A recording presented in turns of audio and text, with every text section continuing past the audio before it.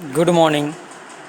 आज हम art education BEd second semester का कला शिक्षण में हम बात करेंगे भारतीय कला का संक्षिप्त इतिहास।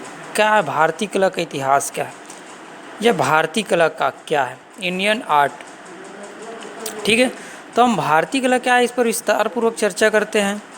यह जो है BEd second semester art education का फर्स्ट यूनिट मोस्ट आईएमपी प्रश्न।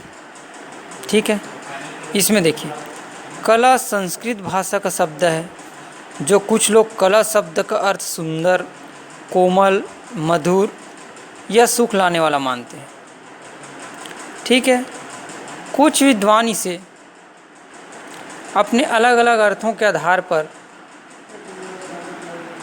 जैसे कुछ विद्वान इसे कै अर्थात आनंद लाने वाला मानते हैं। क्या मानते हैं? आनंद लाने वाला। ठीक है,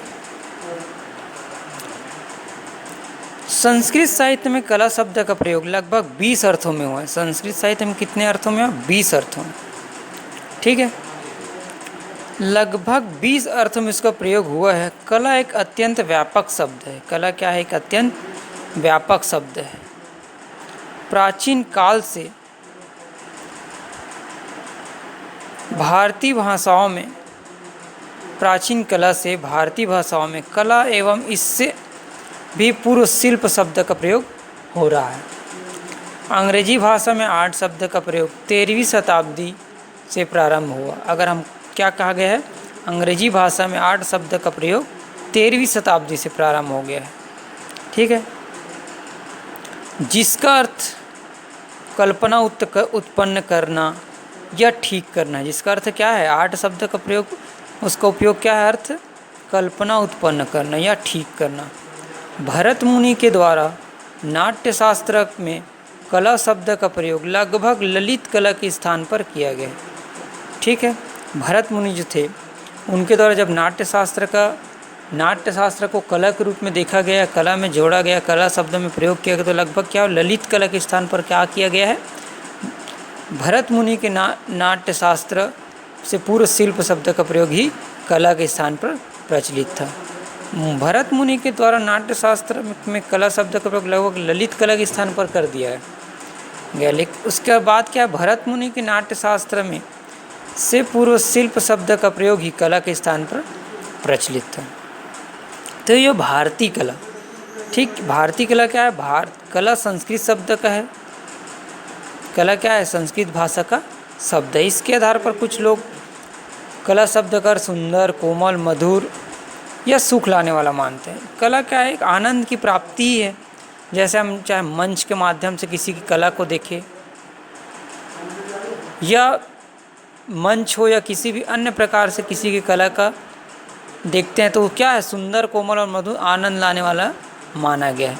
तो यह हुआ भारतीय कला। इसके बाद हम देखते हैं परिभाषाएं। तो अलग अलग वैज्ञानिकों, अलग अलग लेखकों ने अपने अलग अलग प्रकार से क्या दिए हैं? परिभाषित किए हैं।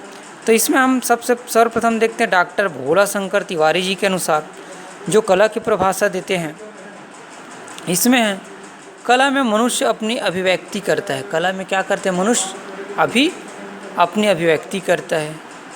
तो भोला शंकर तिवारी के अनुसार क्या है?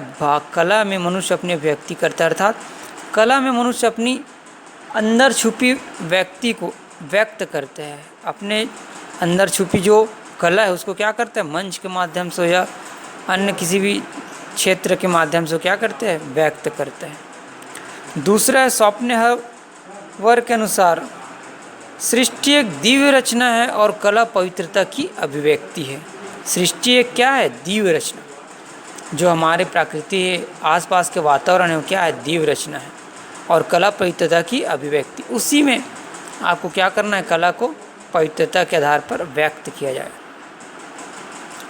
फिर देखते हैं रिस्कनर के अनुसार प्रत्येक एक महान कला ईश्वरीय कृति के प्रति मानव आह्लाद की अभिव्यक्ति है। ठीक है, इसके बाद हम देखते हैं प्लेटो के अनुसार। तो प्लेटो ने बहुत ही सुंदर और सरल परिभाषित किया है भारतीय कला के रूप में। प्लेटो के अनुसार यह कहा गया है कि कला सत्य की अनुकृति है। कला क्या है? सत्य की अनुकृति है, अर्थात सत्य की राह पर चलना ही क्या है? कला। जो सत्य की राह पर चलेगा वह कला को अत्यंत समझ सकता है, कला को निखार सकता है, सुंदर व सुख लाने वाला बनाया जा सकता है। अर्थात सत्य तो केवल ईश्वर है। सत्य क्या है? ईश्वर है। यह प्रकृति या सृष्टि उसकी अनुकृति है और कलाकार इस सृष्टि की अनुकृति करता है। देखिए, कला सत्य की अनुकृति करता है, इसका तात्पर्य क्या कहा गया है? सत्य तो केवल ईश्वर है। सत्य क्या है? ईश्वर है। यह प्रकृति या सृष्टि उसकी अनुकृति है और कलाकार इस सृष्टि की अनुकृति करता है। ठीक, तो यह हो गया परिभाषा अलग अलग लेखकों के अनुसार। इसके बाद हम देखते हैं भारतीय कला के पक्ष। भारतीय कला के पक्ष, तो भारतीय कला के 4 पक्ष दिए गए हैं: आकृति, मुद्राएं, अलंकरण और रेखा। ये 4 क्या है? पक्ष है। भारतीय कला के जो पक्ष है, पार्ट है, वह जो पहला क्या? आकृति। कला के विद्यार्थी को सर्वप्रथम इस धातुत्व को समझना होगा कि प्रत्येक दृश्य का एक आकार होता है। प्रत्येक जो चित्र है, यह रूपरेखा, उसका क्या होता है? आकार होता है। और हम यदि कोई कल्पना भी करते हैं तो उस काल्पनिक वस्तु का भी एक आकार होता है। हम किसी भी चीज़ को सोचेंगे, उसको व्यक्त करेंगे, जब उसका आकार निश्चित कर लिया जाता है। इसके बाद आकृति की रचना यथार्थ की अपेक्षा भाव अथवा गुण के आधार पर की गई। कि आकृति की रचना किसके आधार पर? भाव अथवा गुण के आधार पर। जो हम सोचते हैं, जिसकी गुण होता है, गुण के आधार पर क्या किया गया? आधार पर ही उसकी आकृतियों की रचना किया गया है। साथ ही साथ भारतीय चित्रकला में भाव, भंगिमाओं तथा मुद्राओं के विधान से आकृति की भाव व्यंजना की गई है। ठीक, तो यह होगी आकृति। अब दूसरा पक्ष हम क्या देखें? मुद्राएं। आकृति, फिर क्या देखें? मुद्राएं। तो दूसरा क्या है? मुद्राएं। मुद्राओं से ही आकृति के भाव को दर्शाया जाता है। मुद्राओं से ही क्या किया जाता है? आकृति के भाव को दर्शाया जाता है। भारतीय चित्रकला में मुद्राओं का आदर्श रूप मिलता है। भारतीय चित्रकला में क्या मिलता है? मुद्राओं का आदर्श रूप मिलता है। जैसे हाथ, पाँव, मुख, नेत्र आदि कला के संदर्भ में मुद्राओं का अर्थ है। अब जैसे हम कोई चित्र बनाए हैं, चाहे उसके हाथ हो, पाँव हो, मुख, नेत्र आदि में, जब तक हम कला के संदर्भ मुद्राओं का रूप नहीं निखारेंगे, अर्थात हाथ बनाने के साथ साथ अगर किसी स्त्री का हम मूर्ति बनाए हैं, उसमें हाथ में मुद्रा के आधार पर चूड़ी, पाँव पर या मुख पर, नेत्र पर अलग अलग कला के आधार पर उसको क्या करेंगे? सजावट के रूप में निखारेंगे, जिससे क्या हो सके? वह सुंदर बनाया जा सकता है। तो उसके लिए क्या होगा? मुद्राएं की आवश्यकता होगी सुंदर बनाने के लिए। ठीक, इसके बाद कहा गया नृत्य मुद्राएं ही भारतीय कला में अंकित है। नृत्य मुद्राएं क्या है? भारतीय कला में अंकित किया गया है। राजपूत, मुगल एवं अजंता शैली की नृत्य मुद्राएं विश्व प्रसिद्ध है। इन मुद्राओं में ध्यान, उपदेश, क्षमा, शिक्षा, त्याग, तपस्या, वीरता, क्रोध, विरह, प्रतीक्षा आदि भावों को मुद्राओं से ही दर्शाया गया है। भरत मुनि का नाट्यशास्त्र क्या है? भरत मुनि का नाट्यशास्त्र ही मुद्राओं का आधार है। ठीक है, क्या है? मुद्राओं का आधार माना गया। अब हम पहला आकृति देखें, दूसरा मुद्रा, इसके बाद देखें अलंकरण। तो अलंकरण की दृष्टि से क्या है? अलंकरण से चित्र आकर्षक लगता है, सुंदर और एक मनमोहक, जिससे क्या हो सकता है? लोगों को लालसा और देखने की इच्छा जागृत होती है। ठीक, तो क्या अलंकरण से चित्र आकर्षण लगता है, सुंदर लगता है, देखने में भी सब मन मोह लेता है। अजंता की गुफाओं में प्रत्येक चित्र में अलंकरण का बड़ी कुशलता से प्रयोग किया गया है। भारतीय चित्रकार या शिल्पी सत्य तथा शिव के साथ साथ सुंदर की कल्पना भी करते हैं। अतएव सुंदर व आदर्श रूप की रचना के लिए वह अलंकरणों का अपनी सृजनाओं में प्रयोग करता है और आकृतियों की रूप श्री का वर्णन करता है। जैसे चंद्र के समान मुख, जैसे हमने किसी के सुंदर मुख अगर बनाए हैं और उसको किसी के आधार पर अगर दर्शाया जाता है तो क्या कहा जाता है? चंद्र के समान मुख। अर्थात उसका जो मुख है वह किसके आधार पर दिखाई दे रहा है, चंद्रमा के आधार पर दिखाई दे रहा है। ठीक, तो पहला हमने क्या देखा, आकृति, फिर देखे मुद्राएं। आकृति तो बना दिया, उसको सुंदर बनाने के लिए क्या आवश्यकता हुआ, मुद्राएं। फिर उसको और लोगों को दर्शाने या दिखाने के लिए क्या किया गया, उसमें अलंकरण। अब देखा जाता है रेखा। तो रेखा देखते हैं चौथे नंबर पर। तो यह क्या है, भारतीय कला के पक्ष में चौथा क्या है, रेखा। चित्रकला में चित्रकार भी स्थूल वस्तुओं का जैसे रंग ब्रश के सहारे से ऐसे चित्र बनाता है जिन्हें हम देख सकते हैं और अपने पास रख सकते हैं। चित्रों को देखकर आनंद की अनुभूति प्राप्त की जा सकती है एवं किसी अंश तक उसको उपयोग में भी ला सकते हैं। भारतीय चित्रकला रेखा प्रधान है। भारतीय चित्रकला कैसा है, रेखा प्रधान, अर्थात रेखा के आधार पर जो चित्र बनाया जाता है, दर्शाया जाता है, चाहे वह रंग के आधार पर हो, ब्रश के सहारे से हो, इत्यादि। देख रहे क्या कहा गया, चित्रकला में चित्रकार भी स्थूल वस्तुओं का जैसे रंग ब्रश के सहारे से मिट्टी आदि पत्थरों ऐसे चित्र बनाता है जिन्हें हम देख सकते हैं, छू सकते हैं, एक स्थान से दूसरे स्थान ले जाया जा सकता है, उसको स्थापित किया जा सकता है और अपने पास भी रखा जा सकता है। चित्रों को देखकर आनंद की अनुभूति प्राप्त की जा सकती है। चित्रों को देखकर क्या हो सकता है, आनंद की प्राप्ति, अनुभूति की प्राप्ति की जा सकती है एवं किसी अंश तक उसको उपयोग में भी लाया जा सकता है। किसी भी चित्र को उपयोग में क्या किया जा सकता है, लाया जा सकता है। और अगर भारतीय चित्रकला रेखा प्रदान, हम अभी क्या देख रहे हैं, भारतीय चित्रकला के पक्ष किसमें है, भारतीय चित्रकला के पक्ष। तो भारतीय चित्रकला क्या है, रेखा प्रधान है, जिससे भारतीय चित्रकला में चित्र की आकृतियों को, प्रकृति को एवं वातावरण को निश्चित सीमा रेखाओं में अंकित किए जाने की परंपरा है। तो हमारी भारतीय में कौन सी परंपरा माना गया है, भारतीय कला जो क्या है, भारतीय कला को क्या माना गया है, भारतीय चित्रकला एक रेखा प्रधान है। भारतीय चित्रकला में चित्र की आकृतियों को, प्रकृति को एवं वातावरण को निश्चित सीमा रेखाओं में अंकित किए जाने की परंपरा मानी गई है। आज का समाज अगर देखा जाए, देखो रेखा का अब ये हो गया भारतीय कला का पक्ष। अब इसका हम उपसंहार के रूप में अगर लिया जाता है तो क्या मानेंगे, आज का समाज वैज्ञानिक है। आज का समाज कैसा है, वैज्ञानिक है। अलग अलग दृष्टि से, अलग अलग क्षेत्रों से वैज्ञानिक समूह में क्या हो गया है, बढ़ गया है, जिससे क्या माना गया, इसका समस्त कार्य मशीनी है।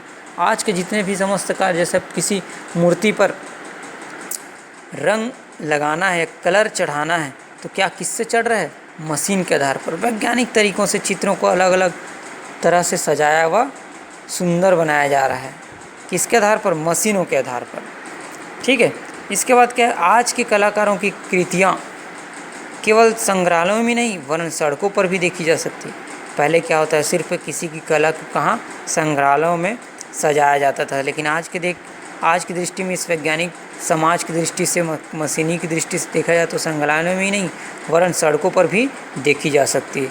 यह संग्रह की वस्तु नहीं है। आज भारत में भारतीय कला की शिक्षा BA, MA, PhD, D.Litt तक दी जा रही है, जिसमें प्रमुख है आरंग विश्वविद्यालय, शांति निकेतन, बड़ौदा, लखनऊ, कलकत्ता, मेरठ, कानपुर, देहरादून, जयपुर, अजमेर, कोटा, बूंदी, दिल्ली, बॉम्बे, वाराणसी, अमृतसर।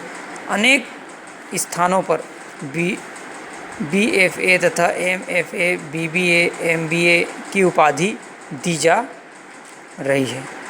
तो चित्रकला में भी अलग अलग डिग्रियों को क्या दिया जा रहा है, समाज में स्थान, वैज्ञानिक दृष्टि से इसमें स्थान को प्राप्त किया है, जिससे क्या हो रहा है, चित्रकला में विषय को प्रोत्साहित करने के लिए विश्वविद्यालय अनुदान आयोग UGC का विशेष महत्व है। चित्रकला को प्रोत्साहन देने के लिए, छात्र छात्राओं को चित्रकला के प्रति रुचि उत्पन्न कराने के लिए UGC जो है अनुसंधान कार्य जो है क्या कर रहे हैं, पुरस्कृत कर रहे हैं, जिससे स्टूडेंट क्या हो सके, उसमें रुचि लाया जा सके।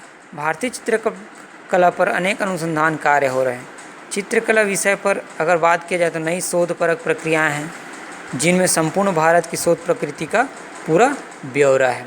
अब महात्मा गांधी ने इस पर क्या विचार व्यक्त किया है, भारतीय कला के पक्ष पर महात्मा गांधी के अनुसार अगर देखा जाए तो महात्मा गांधी ने कला के संबंध में अत्यंत सुंदर शब्दों में कहा है। महात्मा गांधी ने क्या अत्यंत सुंदर शब्दों में क्या कहा है, समस्त सच्ची कला आत्मा का प्रतिबिंब है, यह बाह्य नहीं वरन आंतरिक मन है जो कला के द्वारा दिखाई देगी। 1954 में भारत में तथा भारत के बाहर भारतीय कला को प्रोत्साहित करने के लिए भारत सरकार ने ललित कला अकादमी की स्थापना की। कब ललित कला की स्थापना कब की गई है? सन 1954 में। ठीक, तो यह हुआ भारतीय कला के पक्ष। भारतीय कला के पक्ष हमने देखे आकृति, मुद्राएं, अलंकरण और रेखा। साथ ही साथ हम देखें भारतीय कला के इतिहास में भारतीय कला है क्या, फिर उनकी परिभाषाएं अलग अलग वैज्ञानिकों ने अलग अलग अपनी तरह से परिभाषाएं व्यक्त किए। फिर कला के बाद परिभाषाओं के बाद हमने देखे भारतीय कला के पक्ष, जो 4 पक्ष हैं। फिर हमने देखा महात्मा गांधी के ने कला के संबंध में अत्यंत सुंदर शब्दों में कहा है कि समस्त सच्ची कला आत्मा का प्रतिबिंब है, यह बाह्य नहीं वरन आंतरिक मन है जो कला के द्वारा दिखाई देगी। और 1954 में भारत में तथा भारत के बाहर 1954 में भारत तथा भारत के बाहर भारतीय कला को प्रोत्साहित करने के लिए भारत सरकार ने ललित कला अकादमी की स्थापना की थी, जिसके माध्यम से लोगों को कला के क्षेत्र में आगे बढ़ने के लिए, कला के क्षेत्र में रुचि उत्पन्न करने के लिए और कला को और अत्यंत निखारने के लिए अलग अलग डिग्रियां भी हासिल की थी, जिससे बहुत से विश्वविद्यालय जैसे आगरा विश्वविद्यालय, दिल्ली विश्वविद्यालय, बड़ौदा, लखनऊ इत्यादि, देहरादून, जयपुर, अलग अलग विश्वविद्यालय इसको क्या किया गया है, अपने स्थान पर श्रेणी में रखा गया, जिससे लोगों को या छात्र छात्राओं को इससे क्या हो सके, फ़ायदा दिया जा सके और उससे उसको लाभ प्राप्त हो सके और कला की दृष्टि से कला के पक्ष को आगे ले जाया जा सके। कला ही क्या है? कला के माध्यम से ही छात्र छात्राओं को उनके उपलब्धियों को माना जा सकता है। ठीक, तो यह BEd second semester art education में अगर पूछा जाए कि भारतीय कला के पक्ष को विस्तार पूर्वक समझाइए, इसका प्रश्न क्या हो सकता है? भारतीय कला के पक्ष को विस्तार पूर्वक समझाइए, वर्णन, भारतीय कला को वर्णन कीजिए। तो हम उसके क्या करेंगे? भारतीय कला के इस 4 पक्षों को पूर्ण विस्तार समझाएंगे। भारतीय कला क्या है, उसका अर्थ परिभाषा के साथ भारतीय कला के पक्ष, भारतीय कला की विशेषताएं, उपसंहार और संदर्भित ग्रंथ। तो हमको अगर पूछा जाए कि भारतीय कला को के पक्ष को विस्तार पूर्वक समझाइए, तो हमारा सिनॉप्सिस कैसे बनेगा? हमारा सिनॉप्सिस बनेगा, देखिए हम अपना क्या बनाते हैं, सिनॉप्सिस बनाते हैं। तो सिनॉप्सिस बनाने के लिए हम सर्वप्रथम क्या करेंगे? पहला लिखेंगे, देखिए पहला हम क्या करते हैं, प्रस्तावना, ठीक है। फिर इसके बाद देंगे अर्थ, परिभाषा, ठीक। उसके बाद भारतीय कला के पक्ष, विशेषताएं और महत्व। भारतीय कला का क्या महत्व? तो देखिए प्रस्तावना, फिर भारतीय कला का अर्थ, भारतीय कला की परिभाषाएं, भारतीय कला के पक्ष, फिर भारतीय कला की विशेषताएं, भारतीय कला का महत्व, क्या महत्व स्थान है, ठीक। फिर उपसंहार और संदर्भित ग्रंथ। फिर ये हो गया भारतीय कला के पक्ष में। आज के लिए इतना ही, धन्यवाद।